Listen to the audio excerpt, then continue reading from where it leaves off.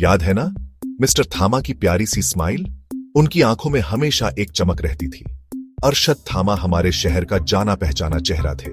वो सबके दोस्त थे, बड़ों से लेकर बच्चों तक। सब उन्हें जानते थे और वो सबको जानते थे। अरशद हमेशा मदद के लिए तैयार रहते थे।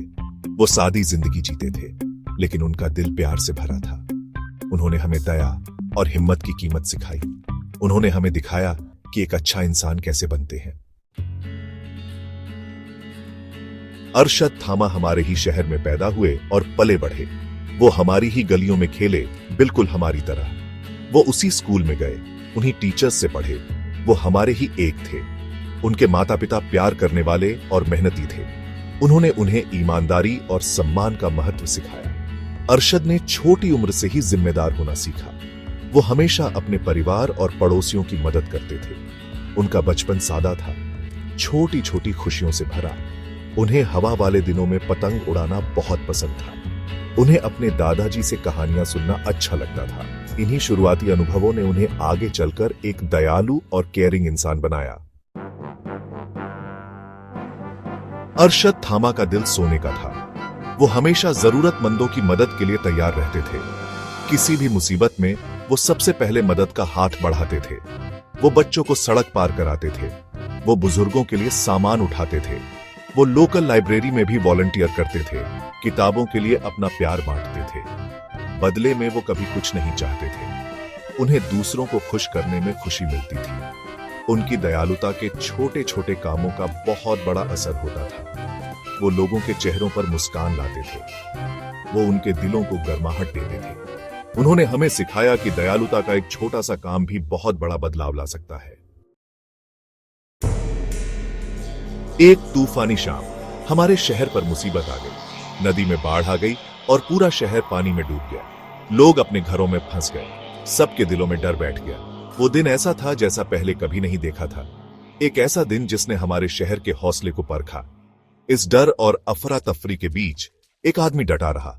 उसकी हिम्मत सबसे ज्यादा चमक रही थी। वो थे अरशद थामा। भाग 5। दबाव में हिम्मत, मुसीबत का डटकर सामना। जब सब घबरा रहे थे, अरशद थामा शांत रहे। उन्हें पता था कि उन्हें जल्दी से कुछ करना होगा। वो खड़े होकर अपने शहर को मुसीबत में नहीं देख सकते थे। वो सबसे पहले एक्शन में आए।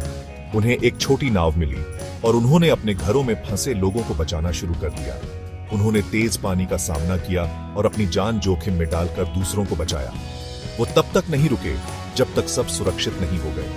उनकी हिम्मत सबके लिए प्रेरणा थी। उन्होंने हमें दिखाया कि असली बहादुरी दूसरों की मदद करने में है। खतरे के सामने भी वो निराशा के बीच उम्मीद की किरण बन गए।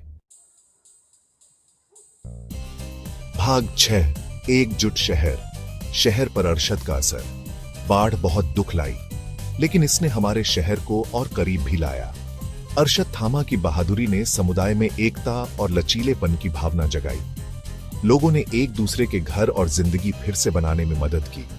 जिन्होंने सब कुछ खो दिया था, उनके साथ उन्होंने खाना और रहने की जगह बांटी। एक साथ रहने की भावना साफ दिख रही थी।